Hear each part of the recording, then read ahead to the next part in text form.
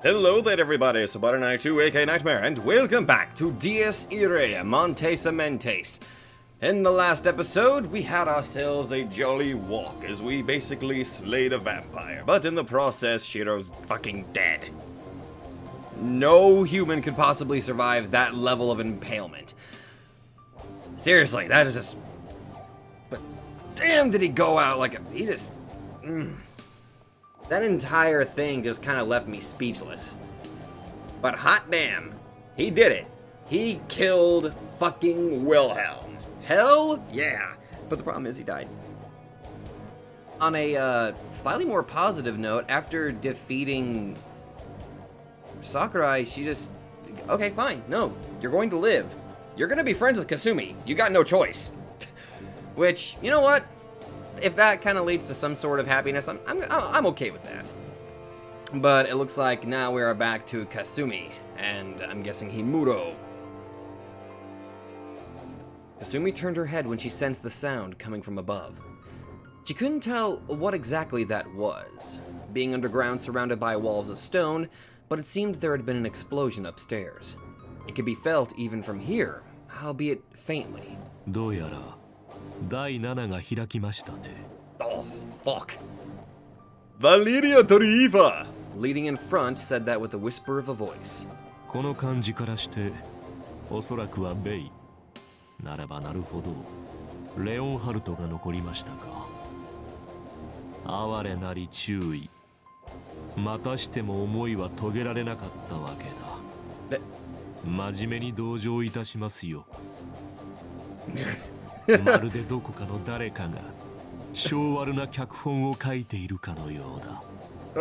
It's almost like we're in a visual novel of some sort.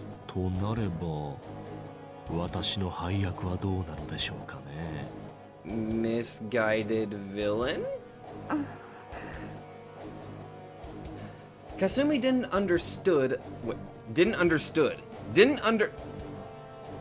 Kasumi didn't understand a lick of what Torifa was trying to say.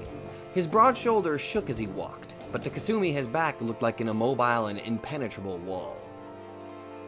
Yes, a wall. One of his heart. Kasumi opened her mouth, taken by the feeling she had to collapse it, no matter what it took.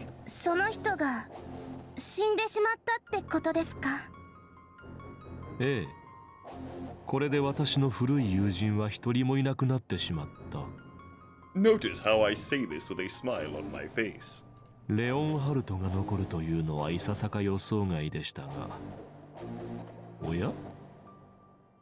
A doubtful look crossed Torifa's face. He considered Kasumi curiously.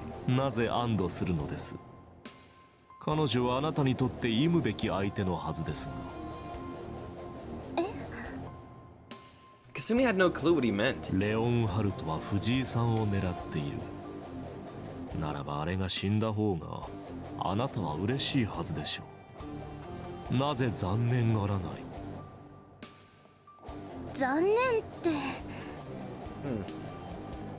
Kasumi was not capable of feeling such an emotion in regards of someone escaping death. However, now that he mentioned it, Father Torifa's comment was indeed on point. Kasumi thought it over for a little while and parted her lips.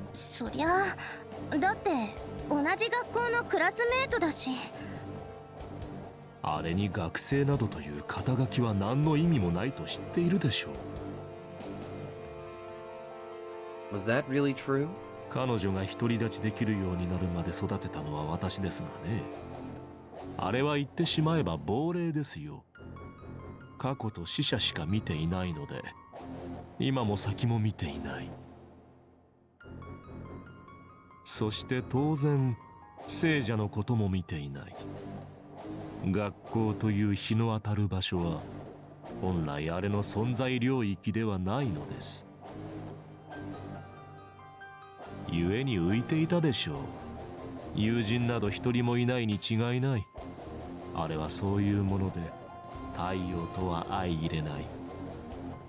But, well, I mean, she kind of made a friend? Kind of? I know, he doesn't seem like a nice guy, does he? ひどい Tarifa shrugged as if to show he didn't understand what she meant. むしろ彼女の名誉を尊重した上での評価なのですの。やはり面白い人ですね、あなたは。あれと友人にでもなったつもりなのですか？そりゃ確かにあっちはそう思ってないみたいだけど。あなたは彼女のことが好きだと？好きっていうかムカついてるけど。 Can we just take a comparison here of just the height difference? Tarifa's a full foot taller than him. I mean, if you don't count her hoagie. ならばなぜ？ It wasn't a question of why. 矛盾していますね。だから It didn't matter if it made sense or not. Mystery novels were the only things that needed to be grounded in logic, and all that cause and effect business. 感情の説明なんか誰にもできないと私は思う。それっておかしくないですか？と思うのもまた理屈。いやいや、私も上げ足を取っているわけではない。まあ良いですよ。わかりました。あなたはそういう人なのでしょう。ただですね。もういいから。 Oh, hey Himuro. You were quiet for a while. Rhea, who would remain silent up until this point, cut in as though to protect Kasumi. この子に変なこと吹き込まないで。単純なんだから。単純って。Rhea's comment wasn't particularly nice, but Kasumi didn't feel too mad, for she heard genuine sympathy in Rhea's voice. 綾瀬さんも相手にしちゃダメ。ろくなことにならない。この人、口で追い詰めるの得意だから。Kinda has that vibe, doesn't he? 心外な。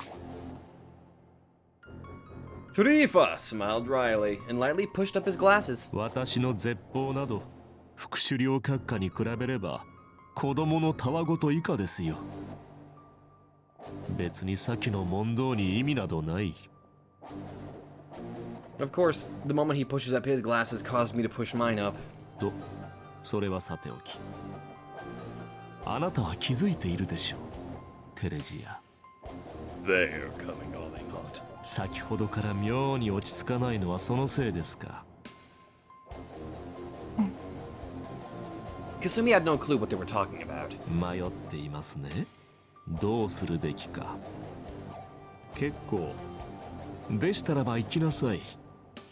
あなたには教えられることがあるはずだ。You're just gonna let them go? まさか何の情報もないまま私の前に引き出してどうにかなるなどと思ってはいないでしょう。Oh.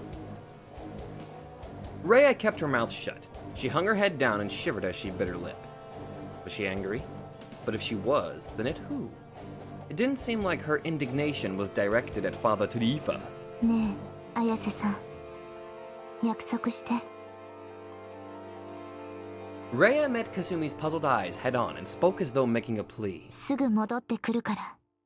余計なことしちゃダメ。I honest to God, I make no promises. みんなあなたのことが大好きなの。だから、I have 無茶 no なこと idea だけ why はしないで。I have no idea why I suddenly just switched over to Krillin. Or why I switched to Tristan neither. It's okay. Everything will be okay, was what Rhea's eyes said. きっと、みんなうまくいくから。そう信じて。I'll think about it. レアさん。As Kasumi was momentarily rendered speechless by the sudden display of mature compassion, Rhea turned around and started back the way she came. どこへ？着替えるの。こういう時っぽい服があるから。Huh? And with those ambiguous words, she faded down the dark hallway. What was she trying to do? What was happening? Kasumi didn't know, but her heart was beating an ominous beat. People who said lines like those would always end up doing something reckless and leaving their loved ones miserable. She'd already had enough of stuff like that. 良い兆候ですね。私としても危険を冒した甲斐がありましたよ。Tarifa paid no heed to Kasumi's worries, letting out a sigh of admiration. 前向きなのは良い。レオンハルトのように死へ向く目線は危険です。メメントモリ。この意味するところは2つある。ありていに言えば、いずれ死ぬのだから真摯に生きるか、いずれ死ぬのだから生に執着しないか。Memento mori. That seems to be a common thing that I see in a lot of stories. 今まで彼女は後者寄りでした。まあこれはそもそも死後の救済思想のもとに生まれた宗教的価値観ですからね。彼女に馴染みが深いのはこちらでしょう。しかしそれは良くない。テレジアの言葉を借りればろくなことにならないのですよ。生よりも死に救いがあるなどと、そういう考え方は地獄の門を開く。Well, I would not be surprised if we actually got to that point where we are just gonna be opening up hell. 地獄 Kasumi urged him on. That word hit very close to home at the moment. 地獄って本当にあるんですか？ありますよ。私は実際に見た。Considering that little glimpse of what your background was like, yeah, I understand. You have seen hell. Kasumi didn't know what he meant by that, but she had a feeling it was no metaphor. She could tell he wasn't referring something like battlefields or poverty. No. Father Tarifa was saying he'd seen the real hell. 死人の国、死者の城、膨れ上がり続ける無限闘争の世界。まあそうしたものですね。我々はバルハラと言っていましたが、仏教で言えば修羅道です。その中身ならば見たことがあるし、落ちたものも知っている。Path of Asura. あれほどおぞましいものはない。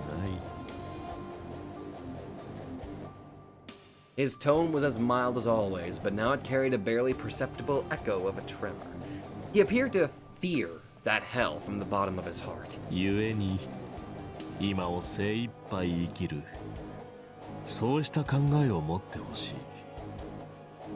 あなたもそうですよ、綾瀬さん。魔性に同調などされては私も困る。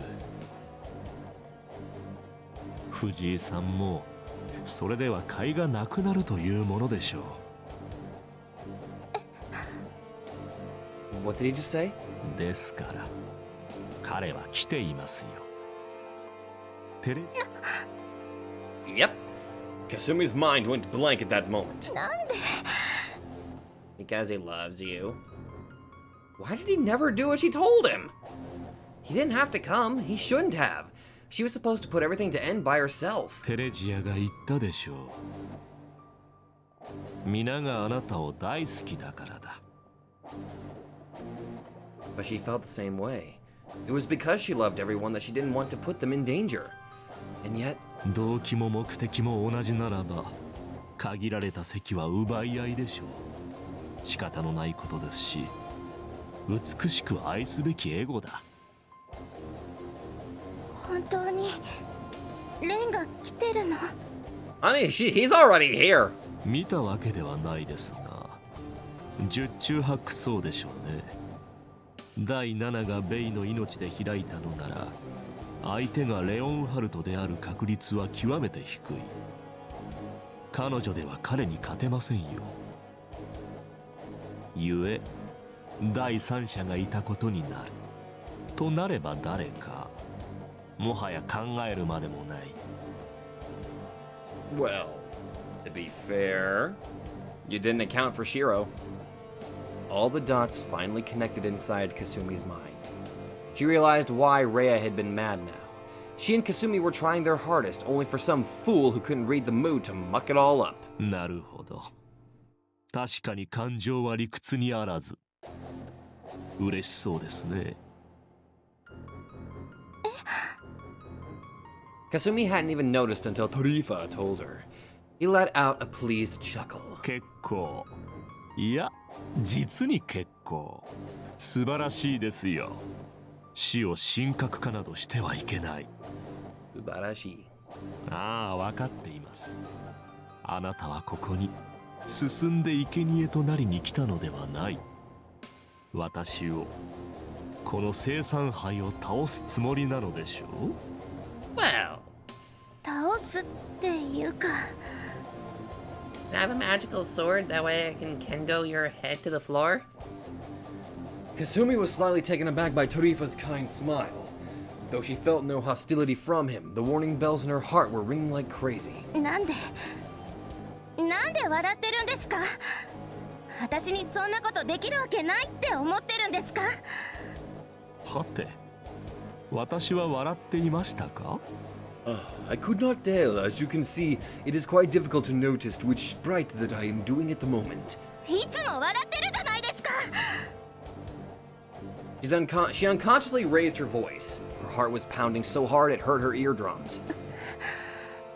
私、神父様のことだけはよくわかりません。遊園地で見せられたあれがどこまで本当かわからないけど。 The miniature garden known as Lebensborn. If Lisa Brenner's memories weren't a false illusion, Kasumi possibly knew more than Ren at this time. She only knew of the members of the Obsidian Round Table through Lisa's viewpoint, but it was still enough. However, even with that, there was one person who was lacking. Only Tarifa never showed up in Lisa's memories. あなたは何なんですか？ She couldn't imagine he had deliberately covered up information regarding himself. But Valeria Tarifa hadn't existed until 60 years ago. Tarifa let out a light but troubled sigh. だから言ったでしょう。私は地獄を見たと。いや、正確に言うならば、今もそこに落ちている。She didn't understand a word. リザの記憶で私がどう扱われていたかは知りませんが、多分言いましたよ。あなたが気づいていないだけです。まあ、不毛な話はやめましょう。今の我々は同志だ。同志？というよりは、五越同州ですかね。ともかく、我々の利害は一致している。性格もね、基本的に前向きです。お互いに死んでほしいという点を除けば、やろうとしていることは一緒だ。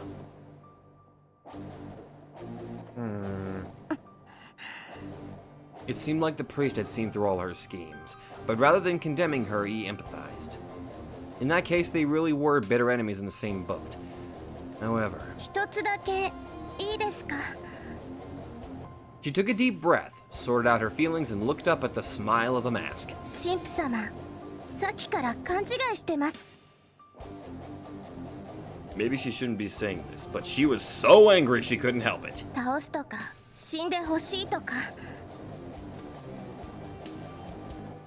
Heck was that all about? She was just a high school student. She didn't want to be treated like some crazed psychopath on a killing spree. That was way earlier. Not anymore. 私はあなたをぶっ殺しちゃえとか思ってないです。ほう。Tarifa sounded truly surprised. It seemed he'd never expected those words. 大体どうやってやるんですか？私ただの剣道美少女ですよ。あなたたちみたいな変態軍団の相手なんかできません。それに第一、 She never wanted to see someone die ever again. あなたまでいなくなったらレアさんが悲しむかもしれない。は？ She truly had struck an unexpected chord. Tarifa stood dumbfounded for a few seconds, then started laughing as if he could hold back no longer. これは参りましたね。なんともはや。何がおかしいんですか？ Kasumi's face flushed all red. She never expected him to burst out into laughter. Did he find her that amusing? 身近な人が死んじゃったら誰だって嫌じゃないですか。桜井さんだってきっとだからあんなになって。私が。Oh. She felt cutting short would be cowardly, so she made sure to finish. 殺しちゃった人たちの家族もみんな泣いてるはずです。もうそういう人たちを私のせいで増やしたくないって思うことの何が変なんですか？いやいや、そうですね。あなたは別に変ではありませんよ。Your laughter scares me, honestly. ただ、勘違いをしておられる。テレジアの中にあるだろう愛すべき隣人という輪の中に私は入っていませんよ。そんなことなんでわかるんですか？ Not to mention that wasn't even her point. 好きとか嫌いとか関係なくて死別は辛いものでしょ。悪い人だったからいなくなってせいぜいしたとか普通は思いません。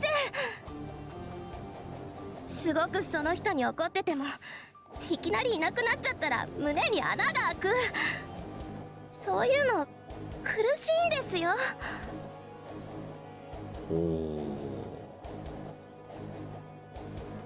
Tarifa narrowed his eyes, stroking his chin, and then looked at Kasumi as though he were looking deep inside her. どうもご自身の経験則からおっしゃっているようですね。どなたか憎らしい誰かをいきなり殺されでもしましたか？ Oh, I wonder. それは。 His eyes were deep blue, like placid lake waters, yet there was also something like seething gold within them. Kasumi was momentarily taken aback by that sight, but when she came to, she shook her head. そんなことはどうでもいいです。レアさんにとってあなたはお父さんみたいなものでしょ。どんなダメ親父でもいなくなって平気なわけない。母親を殺した父親でもですか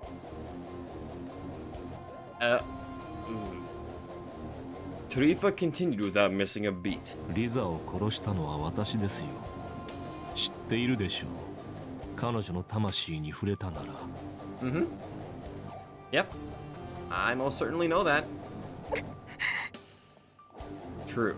She hadn't exactly been unaware of that. つまり私はあなたにとっても敵なわけだ。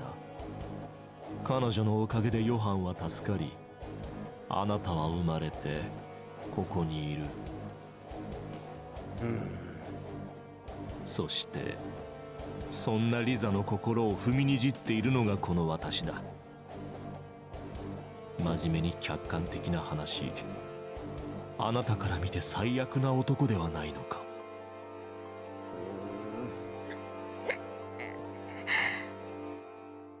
He had a point. It still hadn't really sunk in that Lisa was technically her family. But even if she hadn't been, Kasumi had known her personally. She admired that beautiful and kind lady who treated her so well. What the priest did was unforgivable, and indeed, he did anger her very much. However... なんでそうしたのかだけ教えてください。 A rare, restrained voice echoed forth from Kasumi's mouth. She suppressed to herself just because she hated talking at Tarifa's pace. That was it. 私は頭良くないから何が正しいかなんて分かりません。憎いから殺しちゃえとかそういうのも自然だと思うし、だったら私も死ななくちゃいけないんだけど、死にたくないし死んでほしくない人もいるし。Not even Kasumi really knew what she was saying anymore. She cursed her own stupid head. 私はそんな感じでいつもからかわれてるから真面目な話には関わらせてもらえない。そりゃ確かに邪魔だろうなとは思うんです。冷静じゃないし引っかき回すし察しも悪いし基本迷惑かけてばっかりで。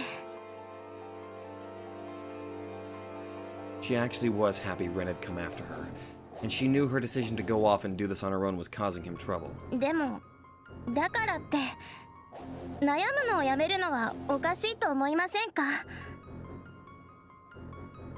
私はずっと何にでも逃げずに正面から受け止めたいし考えたい。本当に何をしたらいいんだろうっていつも真剣に悩みたい。そりゃあ失敗したり後悔したりすると思うし実際してるけどじゃあもういいやって極論に走りたくないですよ。そういうのってなんていうか。 She spoke her honest thoughts. 選ばされてる気がするじゃないですか。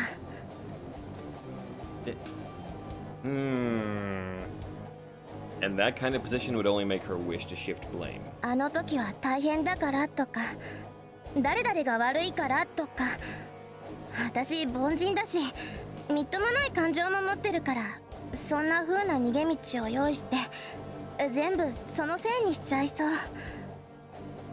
それは嫌だ。 She was possessed. She wasn't doing it on her own will. Those dozen or so people were killed by some power completely unrelated to her. She was a victim, if anything. It would be so easy to run from guilt like that, but she couldn't. On that note, was it really her own will telling her the man in front of her was an inhuman monster that should disappear from the face of the planet? Could she declare that was something she came up by herself after hours of worrying and pondering? No, she couldn't. だから私はちゃんと知りたい。あなたが何を考えているのか。だって行動を起こすのは私の手と足でしょ。 And the one that was responsible for controlling them was her brain, regardless of how ill-constructed it was. And so she wanted them to be in proper sync. She wasn't a remote-controlled vehicle that moved according to intercepted radio signals. でもうなんか自分でもわけわかんなくなっちゃった。もう一回初めから言い直していいですか？ Yes, I'm having a little bit of trouble understanding what you're saying. Can we start this over from the top, please? Ren just comes busting in. I'm here to kill it! Wait a minute. I'm waiting until she actually goes back to her previous question, rephrases it. Could you at least give me that time, boy? Yeah. Tarifa met Kasumi's heightened state of excitement with a strange look on his face. He gazed at her with dazzling eyes like those of a martyr who had discovered his holy object.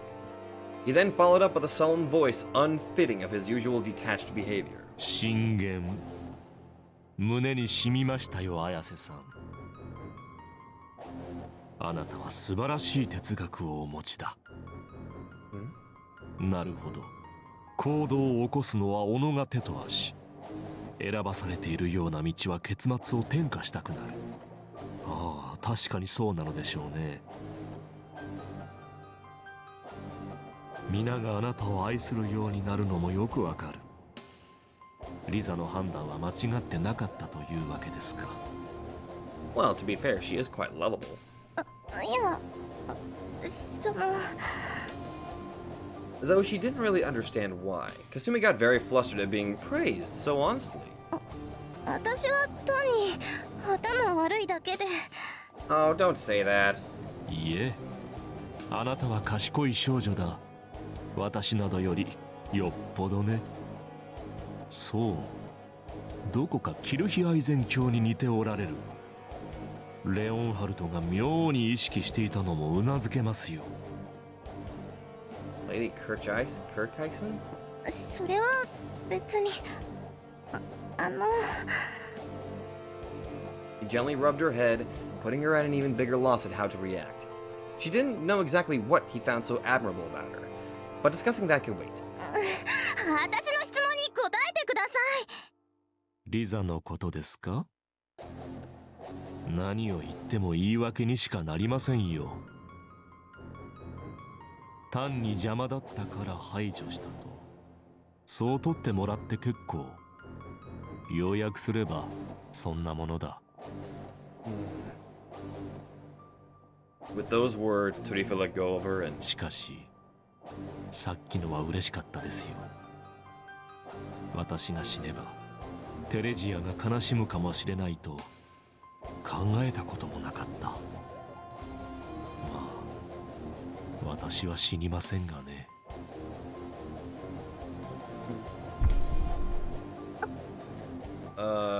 Kasumi felt as if something was being drained from her body. What did you do? Her consciousness was fading. She fell to her knees. Impossible. What was happening? Was I being too naive? 要するにあなたはハイドリ秘境の出陣を防ごうというのでしょう？ああ、それは私も同感だ。あの方はこちらにあるべき御人ではない。ですが、私の望みは叶えねばなりません。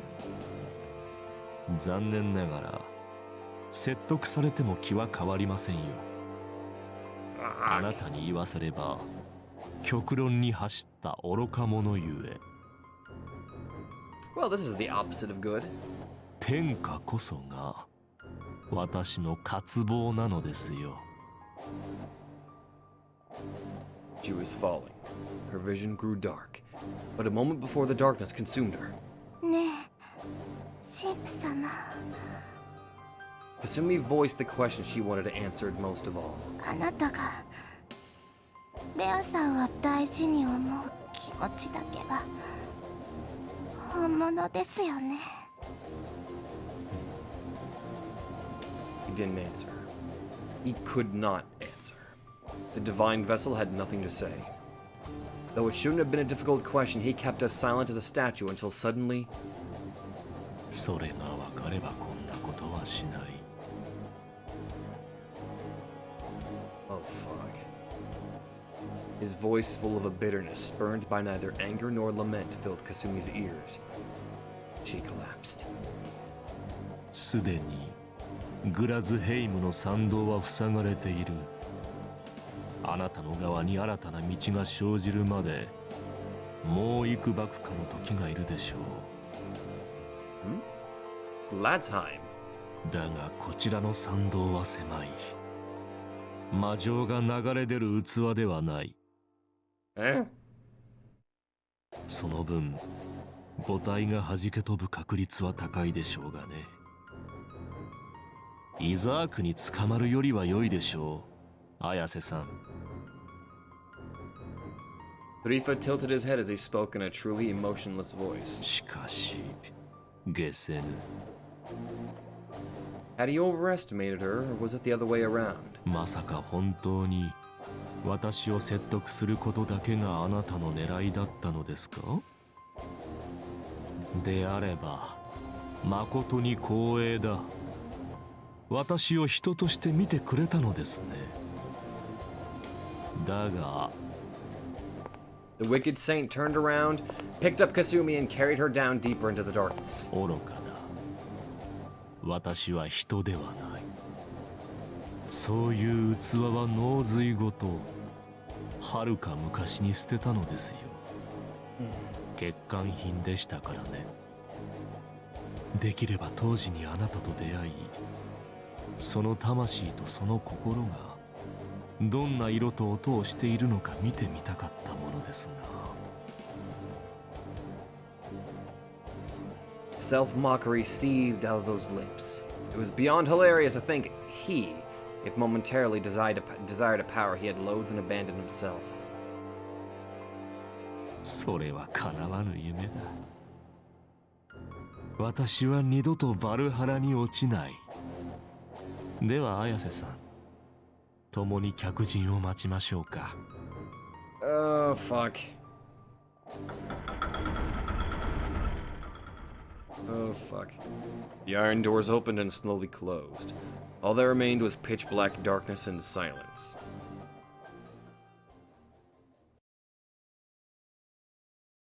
I'm not gonna have to fight friggin' Himuro, am I? I went through the blown-up chapel, and as I was looking for a hallway that wasn't completely devastated by the earlier explosion, I ran into her. Himuro. Ah! What the hell's up with that outfit? What was she doing here? やっと見つけた。 She was panting slightly. It seemed she'd been looking for me. Her face was as expressionless as always, but I could spot sweat on her bangs and forehead. あまりうろちょろしないでよ。 Eh, 疲れた。 where's the rest of your clothes? あ、いや、そりゃ。 No words came to mind right away. The fact that she'd burst right out of the room next to me was indeed a part of what had caused my speechless surprise, but more than anything... 先輩、その、なんつう格好。 Very unconventional and makes no sense. I was taken aback to see her wearing a robe. Or a cape. Or something very revealing in any case. あんまりジロジロ見ないでよ。 Then why'd you put it on? Okay, that was an impossible request, but this wasn't the time to be talking about stuff like that. I did everything I could to ignore her outfit and focus. で、そのファッションセンスはともかく、神父と霞はどこですか？そんな睨まれても。 I didn't have a clue what was going on. Himuro considered me for a long moment and then bluntly spoke. 帰る気ない？ Yeah, how about no? は？ I had no immediate response for her unexpected answer. 何ですか？それ。藤井君が来たから面倒なことになったの。はっきり言って迷惑。 Rude? あの人と戦うの？ Yeah. I silently nodded. By him, she must have meant Father Tarifa. それをさせないように私たちが頑張ろうと思ったのに、ぶち壊しだよ。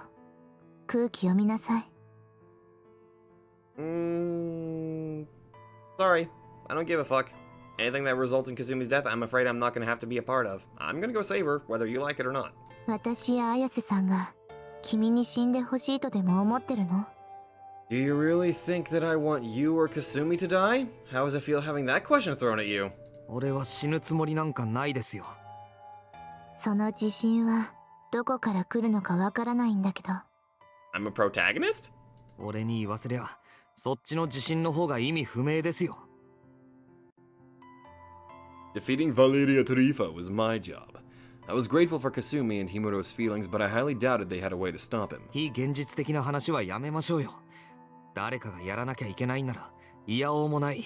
適材適所ってやつがあるでしょう。もう一回聞きますけど、神父と霞はどこです？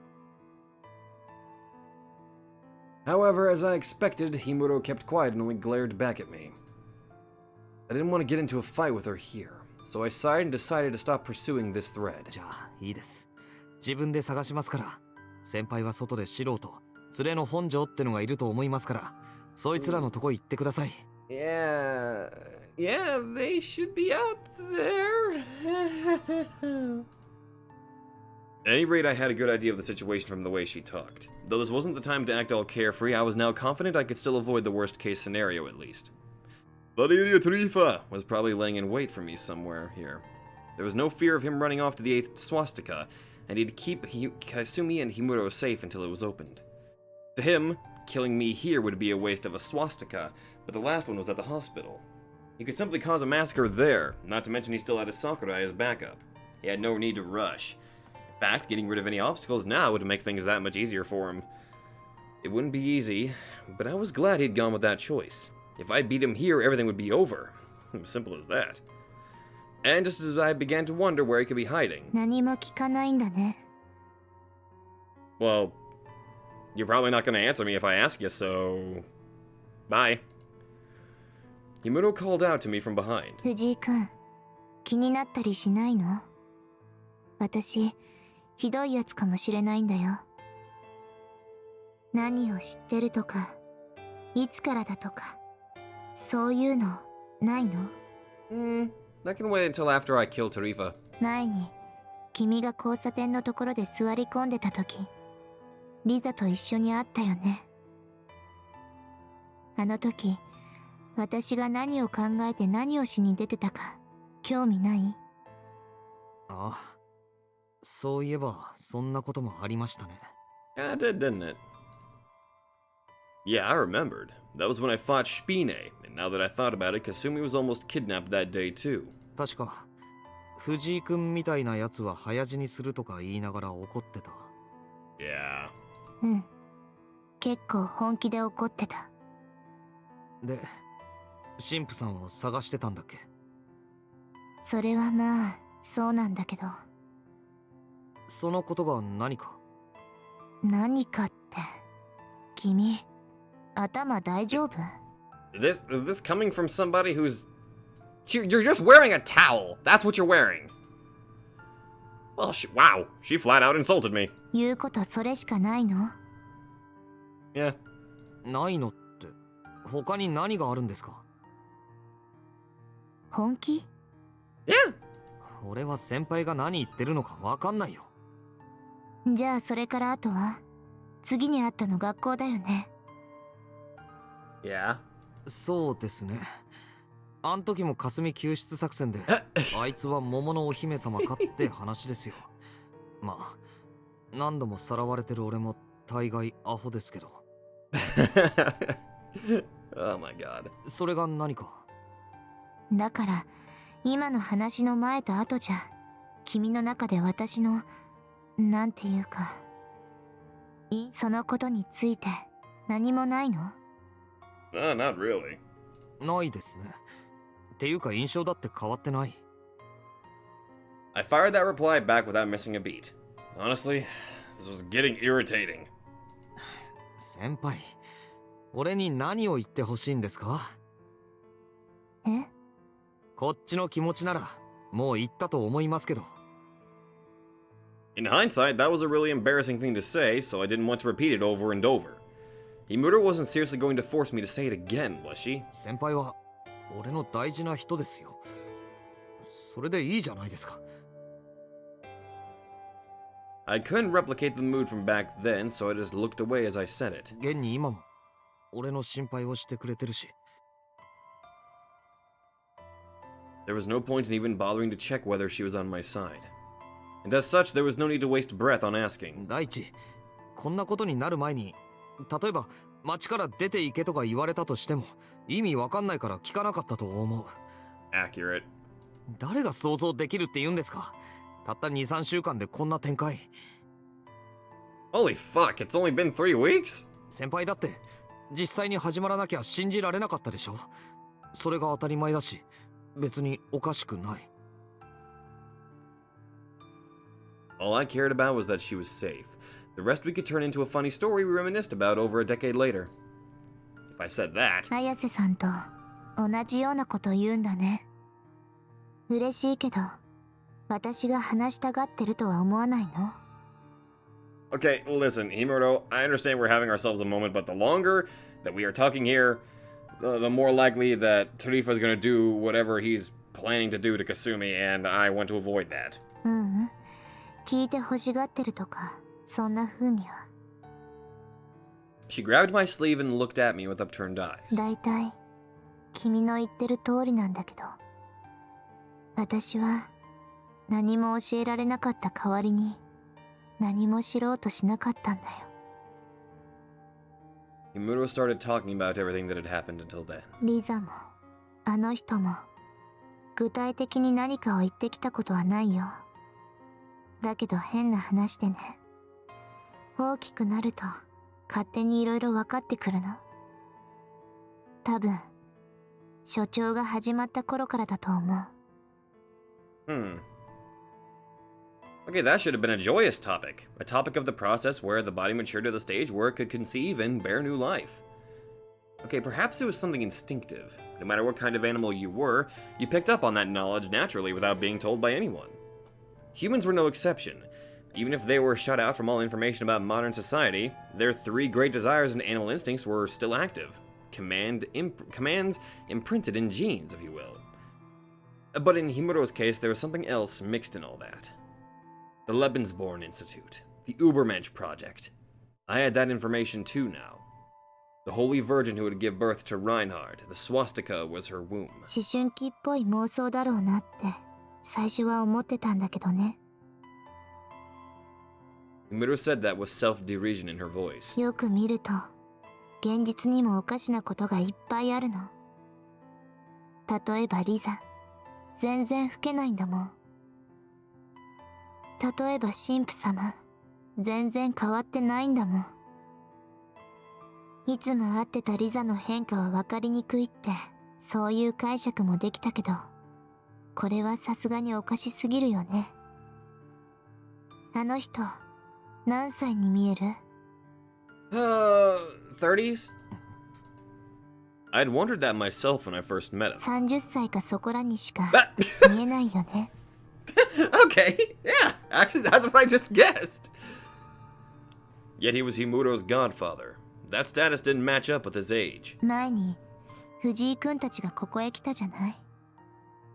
あの時私、彼を見て寒気がしたよ。もしかして。Could it be that my delusions were actually true? Though not quite of the same nature, I felt a similar kind of fear when I was being run-gagged by those dreams of the guillotine at the time. That moment, where the fence between reality and unreality became vague. I was lost, in a position where I didn't know which side I was on anymore. It was as if the ground had suddenly collapsed under me one day. I understood quite well. Too well. Unlike me, who still had Kasumi, Shiro, and Marie by my side, this girl had been shivering in fear, stuck in this place that had been growing more and more into a layer of demons with every passing day. 君や綾瀬さんと仲良くなったのはどういうことなんだろうね。You got lucky? もともとこんな性格だし、漠然と不安もあったし、友達は作らない方がいいっていうか、どうせできないと思ってたよ。自分は死んじゃうし、他もみんな死んじゃうから、一人でいようって。なんか痛い子みたいだけど。Ugh. Being alone is never good. 結構本気でそう考えてたし、そんな風にしてきたんだよ。でもどうして私は君らと仲良くなったんだろう。慣れたんだろう。Well, for one thing, you have that infinite sandwich thing going on, but you're also a good character. 綾瀬さんは素敵な偶然だって言ってくれたし、私もそう思いたいけど。ねえ、これは本当に私の感情？私が自分で選んだことかな。藤井君は私のどこが好き？私は藤井君のどこが好き？そんなことを考えちゃうよ。ごめんね、この非常時に。いえ。I didn't find it a bother at all.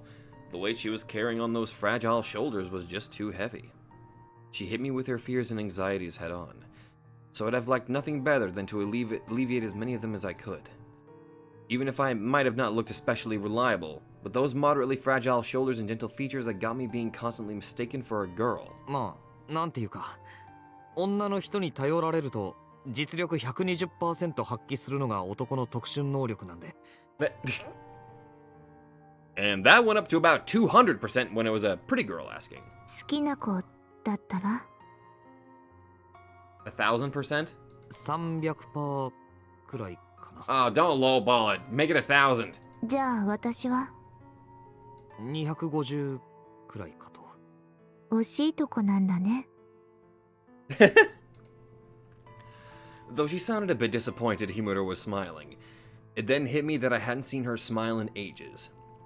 That thought alone filled me with strength. 私、藤井君のこと、Himuro looked at me with an earnest gaze as she spoke. どういう好きかは、まあ君の想像に任せるとして。Well, これは私にとって大事な気持ち。これが本当に自分だけのものなんだって胸を張りたいし証明したい。だから君には来てほしくなかったんだけど、来ちゃったものはしょうがないよね。藤井くん、案内するから私も連れて行って。oh, thank you. Her? Oh, wait, her of all people. She would take me to fight against Valeria Tarifa? でもダメだって言ったらここで君のことめちゃくちゃに犯しちゃうから。 I need an adult? 脱ぎやすいんだよねこの服。 I really need an adult! She grabbed the hem of her skirt like a flasher and glared. No! 犯すってあんた No! Okay, girls shouldn't say stuff like that. 私にそういうことされたら藤井くん困るでしょ。綾瀬さん怒っちゃうよ。めんどくさいよ。修羅場決定だよ。 No, definitely not. だから私も一緒に行く。 Okay. いいよね。 Valeria Tarifa had no intent of harming her, so she probably wouldn't be in any danger as long as she didn't get caught up in the fight, but ダメだよ先輩来ない方がいい she shouldn't have to see me fight Father Tarifa. It probably wouldn't be a pretty picture. I didn't know how she felt about him, but regardless of the circumstances, he was like a father to her. There was no way she could watch me kill him and feel nothing. Besides, 俺霞の親父も殺してるんですよ the biggest secret there was, one only Shiro and I knew about. But several members of the Obsidian Table seemed to have found it out somehow. That I had killed my surrogate father. That I was a murderer. I'd been told something similar when I first saw Marie at the museum. Murderer. Maybe they could sense the scent of death on me. Marie had driven her parents to death by madness and execution, and Wilhelm and Rusalka had lived violent lives themselves. Then there was Sakurai. She had her dead brother, and Sister Lisa had lost her son. It was likely the majority of the people involved in this incident either killed or lost family. だからもう嫌だ I couldn't avoid a fight with Father Tarifa. I knew persuasion wouldn't work on him. So I would end up taking the life of a father of a girl I cared about not once but twice. そんなところ見られたくない I squeezed those words out. 霞に話すべきなのかずっと黙ってるべきなのかどっちにしろ問題があって未だに答えが決められない怖いんですよそれで Miro looked up at me and spoke in a sad voice. 君はまた私に黙ってあの人を殺すの？ 何も教えないで見せないで全部一人で抱え込もうとするの？そんなんじゃないですよ If I told Kasumi the truth, she might be hurt. And it undoubtedly would be painful for Himuro if I was to show her my fight with the priest. I definitely felt that way. But what was the actual truth of the matter? 俺はただ結局のところ嫌われたくないだけなんだと思う I didn't want the girl I loved to hate me. It was a coward's way of thinking. だからそういうかっこいいもんじゃないですよじゃあそれでもいいから She cupped my face in her hands and quietly spoke. 今からはかっこよくなってよ。隠さないで逃げないで何でも一人でやろうとしないで。藤井くんの悪いところは10個くらい簡単に言えるよ。 Well, so can Kasumi. 君のそういうところ頭にくるけど可愛いとも思うし。怒らないんだね。そういう状況でもないでしょ I felt like I was being wrapped in a mother's embrace. Okay, it was kind of embarrassing, but Himuro wouldn't let go. 私だってね、現実はこの目で受け止めたいの。今までずっといい加減にしてきたし。変な格好のつけ方しないでよ。意地張ってる藤井くんよりこうやってちゃんと話してくれる君の方がいい。だからね、決着をつけるんでしょ。だったら全部君の全部を清算しなきゃダメ。私もそうするし綾瀬さんもそうしようとしてる。けじめつけるんだって言ってたよ。霞がうん、強いよねあの子。 Himuro smiled softly, like a girl boasting about her little sister. Oh, really? 私も君もユサ君もちょっと破滅的なんだよ、性格が。けど彼女だけはすごく前向きでプラス思考。まあそのせいで私たちの中じゃ仲間外れになりがちだけど、あの子みたいなのがきっと一番強い。太陽っぽいよね。 Is a pretty tough girl. Kasumi was sunlight, a symbol of my day-to-day life. A sun I didn't want to lose. One I could not live without. 清掃13騎士団黒煙卓第6位増年金と。私の方が正当だけど、私のじゃダメなの。We needed not the sun of Reinhardt's battlefield, but the one that illuminated the path to our day-to-day lives. Kasumi might have been inferior goods to these bastards, but she was just right for us. She was exactly what we needed. That's why I couldn't lose her. 綾瀬さんと一緒にいたいなら、綾瀬さんにふさわしくなりなさい。でないと、 Fine. 二人の交際なんか認めないから。Fine, jeez. Let's go then! I couldn't help smiling at the way she put it. 何笑ってるの？すみません。小獣とですね、先輩。当然でしょ。私の妹なんだもん。全然似てないですけどね。まあ、私の方が美人だけどね。Okay, I believe that was what people called a matter of opinion. わかりましたよ。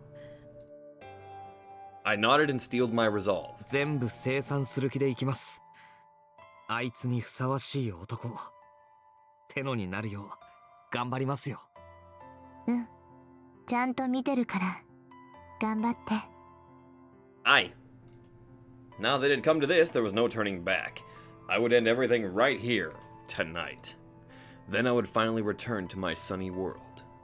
I swore to that oath and let Himuro guide me to the church's underground.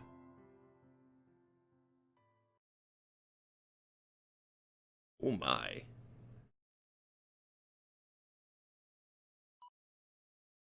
Well, it would seem that we have finally reached, I don't know, I think we're getting pretty close. I think this is pretty much, we might be able to wrap this up in the next episode, I think. Possibly. Well, this particular route.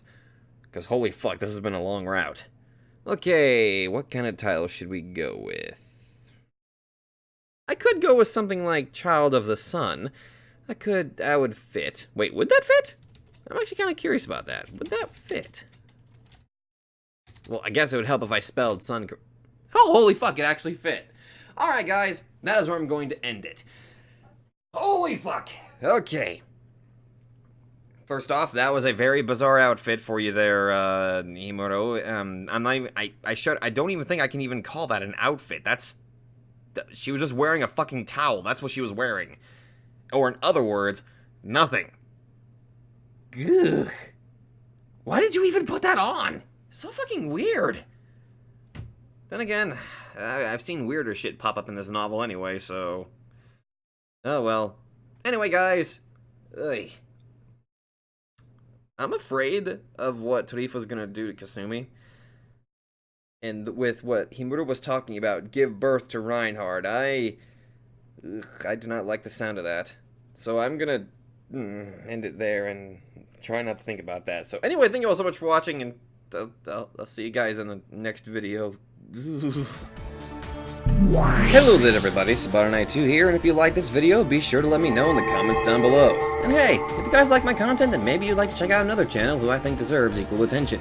So click that nightmare emblem and check out that channel, or go to the links in the description down below. Once again, thank you, and I'll see you guys in the next video.